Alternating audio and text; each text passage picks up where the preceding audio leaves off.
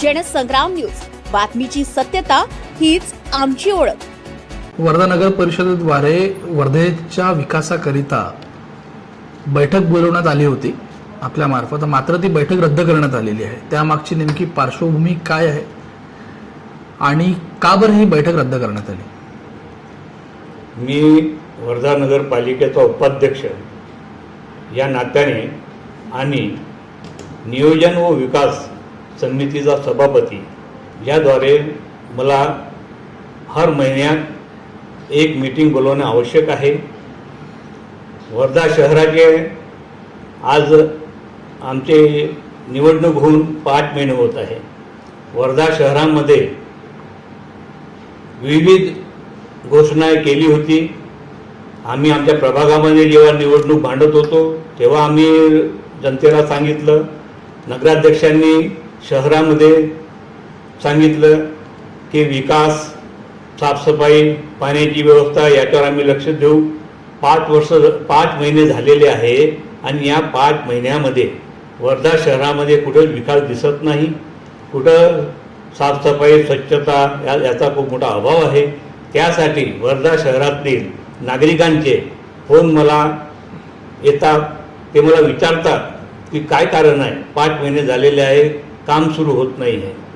मी या संदर्भात माझ्या नगर व विकास समितीमार्फत एक बैठक बोलावली होती. बैठक बोलावली मी 13 तारखेला हैदराबादला होतो. हैदराबादवरून मी आमचे town planner madam Borkar madam यांना मी सूचना दिली की मॅडम आपण 19 तारखेची तुम्ही आपण मीटिंग बोलवा. त्या मीटिंगमध्ये सर्व आपले समितीचे नगरसेवक व सर्व विभाग प्रमुख यांना बोलवा, कारण की मला त्यांच्यासोबत चर्चा करून घ्यायची आहे. त्या चर्चेसाठी आपण त्यांना पत्र द्यावे. आणि त्या माझ्या बोलण्यावरून बोरकर मॅडम यांनी सर्वांना नोटीस काढलं, सगळ्यांना पत्र दिलं आणि 19 तारखेची जी मीटिंग होती त्याबद्दल त्यांनी पत्र देऊन मीटिंगमध्ये येण्यासाठी विनंती केली. चर्चा करण्यासाठी ही मीटिंग होती, परंतु 19 तारखेला सकाळी आचारसंहिता लागल्यामुळे ही मीटिंग आम्ही रद्द केली.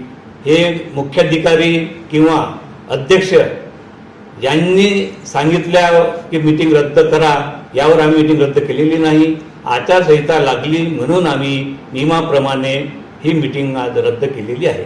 सदर प्रकरणात नगररचनाकार बोरकर जे आहेत यांना शोकॉज नोटीस सुद्धा देण्यात आलेलं आहे, अशी चर्चा आहे. तर याबाबतचं जे आहे काय कारण आहे त्यांना शोकॉज देण्याचं, ज्या अर्थी तुम्हीच त्यांना आदेश दिला होता?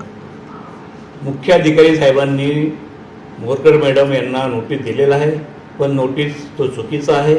कारण की मी स्वतः बोरकर मॅडम यांना हैदराबादवरून फोनद्वारे सूचना केली होती की तुम्ही 19 तारखेला मीटिंग बोलवा. त्याप्रमाणे माझ्या विभागाची प्रमुख म्हणून त्यांनी नगरसेवकांना, माझ्या समितीच्या नगरसेवकांना नोटीस दिलं, पत्र दिलं आणि त्यांनी माझ्या सांगण्यावरूनच ते पत्र दिलं आणि मीटिंग बोलावली होती.